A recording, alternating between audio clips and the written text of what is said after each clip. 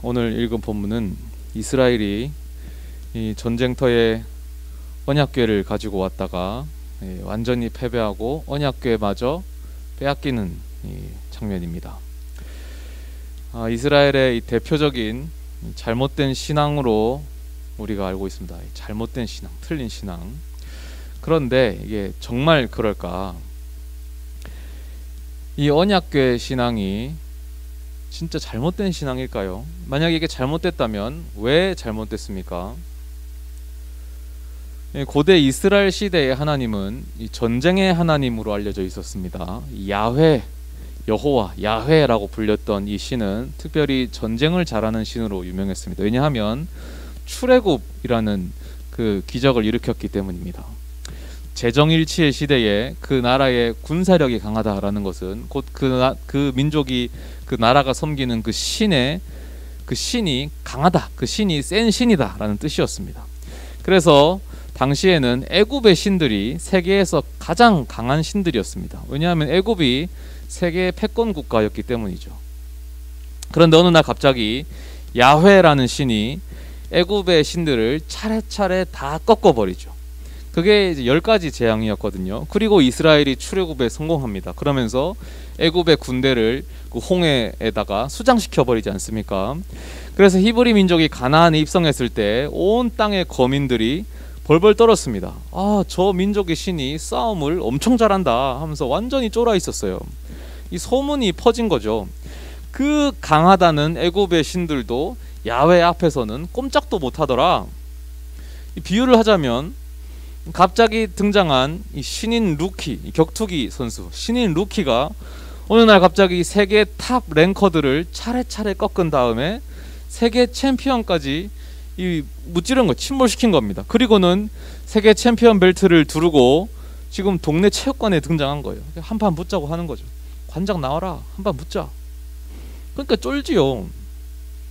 근데 이렇게 싸움을 시작했는데 웬일인지 이스라엘이 블레셋에게 밀리는 겁니다. 이스라엘이 생각하는 거예요. 이거 왜 이런 거냐? 하나님이 여기에 직접 안 오셔서 그렇다. 우리 하나님이 진리가 없는데 직접 안 오셔서 그런 거다. 하나님의 영광이 여기에 함께 하셔야겠다. 하나님이 직접 그 팔 한번 휘둘러 주셔야지 저 블레셋 놈들이 꼼짝을 못하지. 이거 안 되겠다. 그래서 언약궤를 전쟁터로 가져옵니다. 언약궤라는 것은 하나님의 임재, 하나님의 현존, 하나님 그 자체를 뜻했거든요. 그랬던 건데 이게 잘못된 겁니까?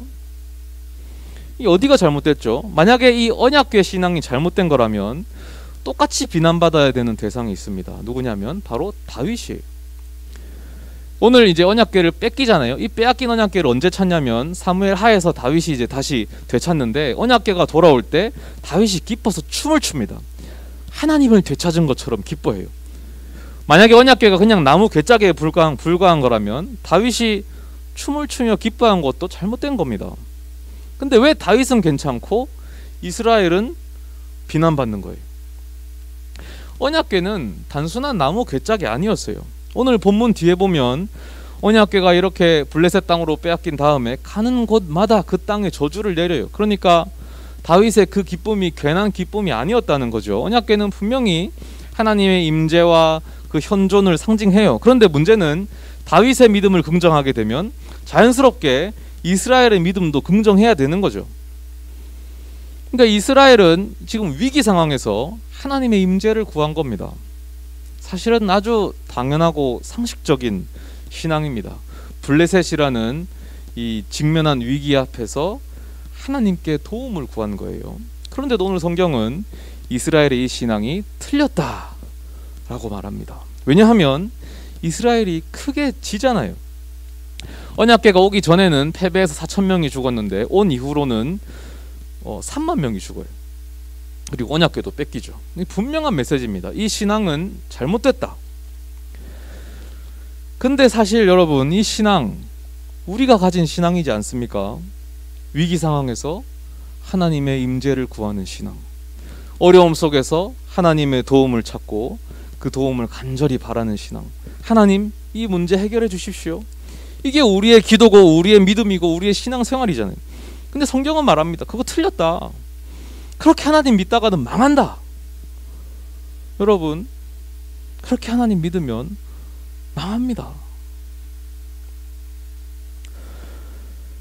그런데 오늘 본문 내용이 좀 흥미로운 것은 이 이스라엘의 모습이 우리 신앙의 모습과 제법 비슷한 측면이 있습니다. 이스라엘이 블레셋과 전쟁 중이었고요. 그런데 이스라엘이 이제 전력이 좀 딸렸죠. 4,000명이 죽어요. 대단한 패배입니다. 이 위기 상황에서 이스라엘 장로들이 고민하는 겁니다. 어떻게 할까? 여호와께서 어째서 우리에게 이런 패배를 주셨나? 그 해결책이 신앙이었습니다. 여호와를 더 힘써 찾자. 우리의 신앙이 부족했나 보다. 여호와를 더 힘써 섬기자.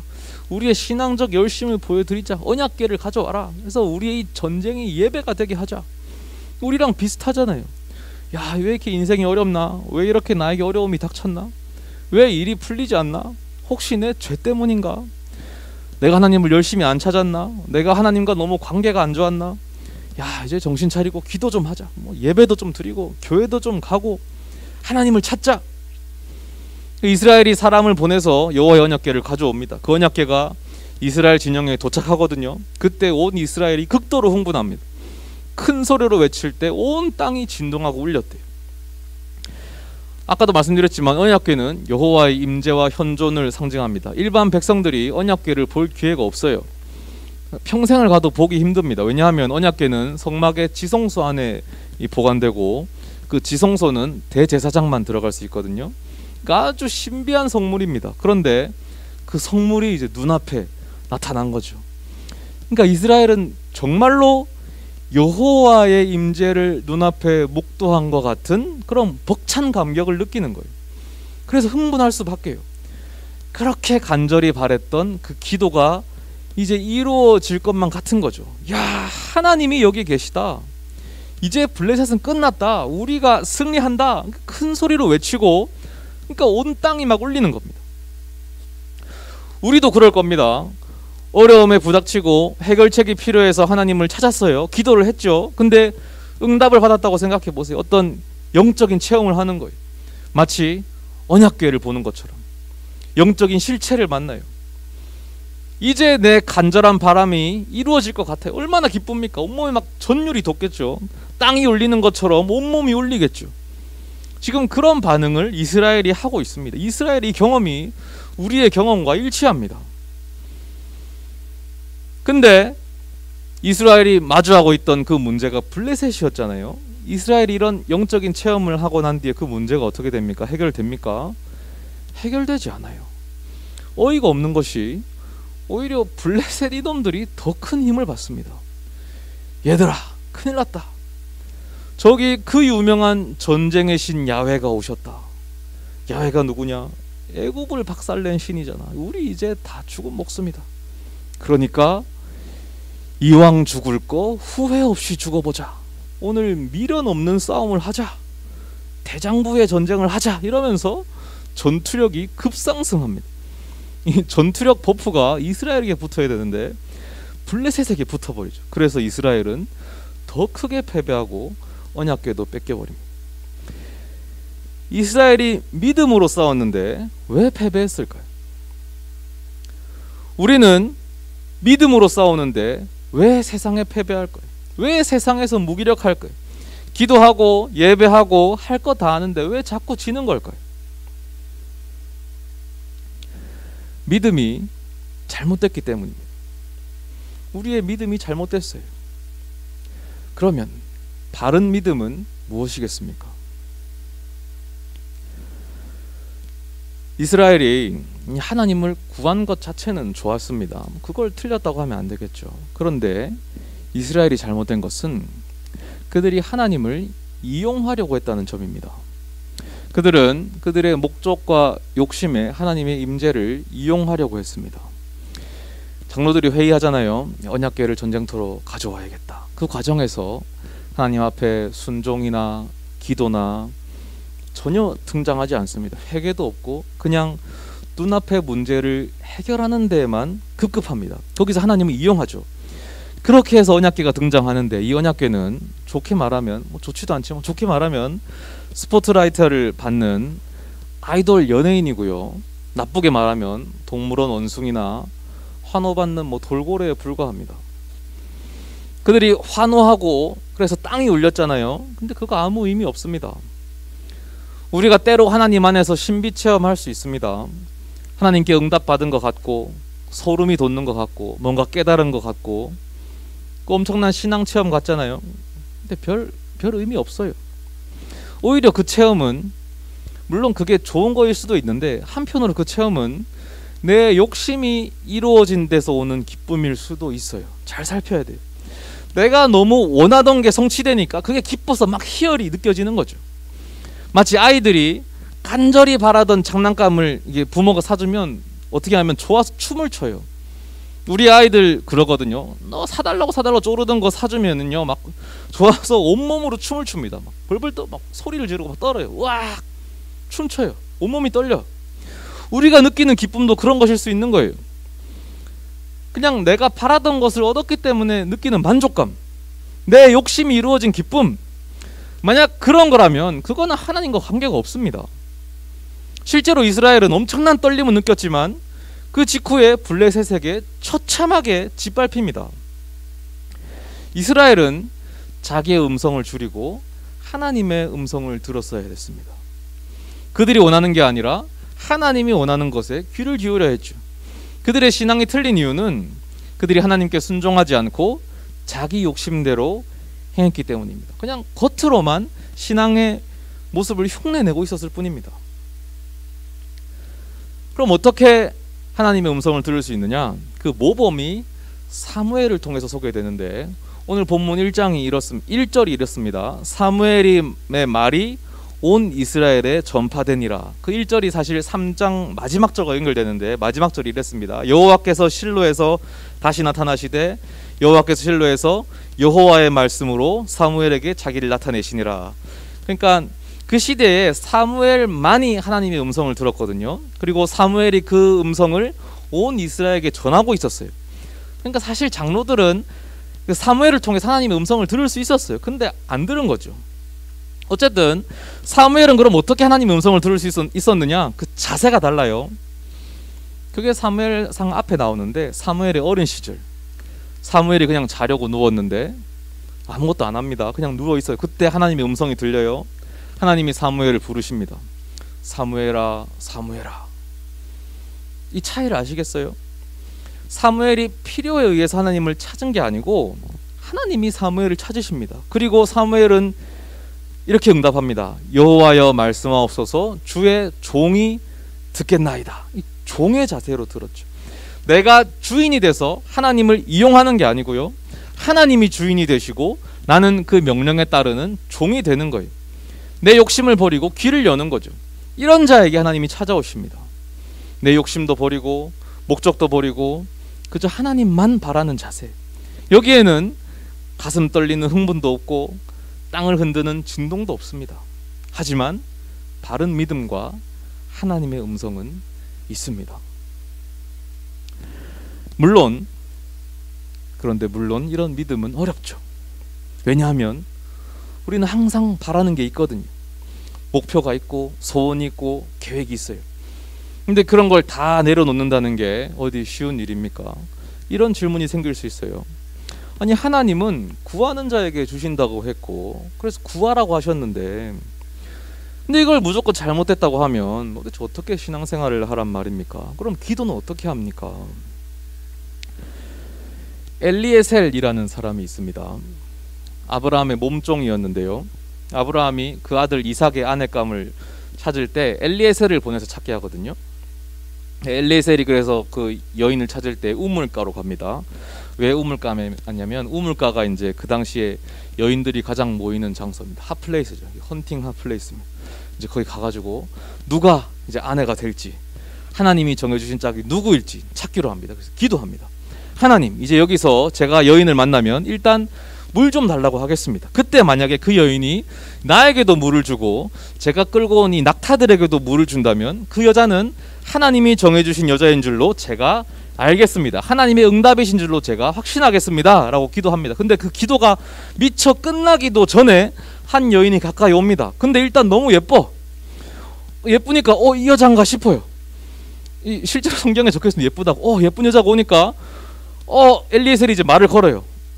정해진 기도한 대로 하는 거죠. 물 좀 주십시오 했더니 그 여인이 놀랍게도 기도한 대로 똑같이 말해요. 여기 물을 드시고 제가 낙타에게도 물을 좀 배불리 먹이겠습니다 하는 거죠. 놀랍지 않습니까? 하나님의 완벽한 응답이었어요. 근데 저는 여기서 엘리에셀의 반응이 더 놀랍습니다. 엘리에셀은 호들갑을 떨지 않아요. 성경은 그의 반응을 이렇게 서술하는데, 그 사람이 그를 묵묵히 주목하며 여호와께서 과연 평탄한 길을 주신 여부를 알고자 하더니, 그냥 묵묵히 주목합니다. 그러니까 엘리에셀이 기도했죠. 바라는 게 있었죠. 그러나 기도 응답을 앞에 두고 흥분하지 않은 것을 기억하십시오. 이 자세 속에 신앙생활의 답이 있습니다. 우리가 어떻게 아무것도 바라지 않고 하나님을 찾겠습니까? 모든 욕심을 버리고 모든 걸 덜어내고 모든 걸 비워내고, 그러면 그거는 불교입니다. 기독교가 아니고 불교거든요. 당연히 우리의 소원을 하나님께 아뢰올 수 있습니다. 그게 잘못된 거 아니에요. 하나님께 나의 소원을 아뢰지요. 그리고 이제 그것이 응답되는 것 같을 때가 있습니다. 바로 그럴 때 엘리에셀의 반응을 기억하십시오. 이스라엘처럼 섣불리 흥분하지 마세요. 묵묵히 주목하십시오. 하나님이 과연 이 안에서 일하고 계신지 확인하세요. 살펴보세요. 그 말은 이것이 과연 내 욕심으로 인하여 벌어진 일은 아닌지, 정말 하나님이 원하신 뜻이 맞는지 한 번 더, 두 번 더, 세 번 더 살피라는 말입니다. 엘리에셀은 시간이 더 지나고 나서야 비로소 하나님의 응답인 것을 확신하고 하나님께 영광을 돌립니다. 그러니까 어디까지나 하나님 뜻에 순종하고자 하는 마음이 그 안에 있었다는 거죠. 저에게는 이 어린 시절 부모님과의 한 기억이 있는데요. 장난감 가게에 갔어요. 자동차 장난감을 사러 갔는데, 제가 이제 오랫동안 사달라고 졸랐던 장난감이 있었어요. 드디어 그걸 사러 가는 거예요.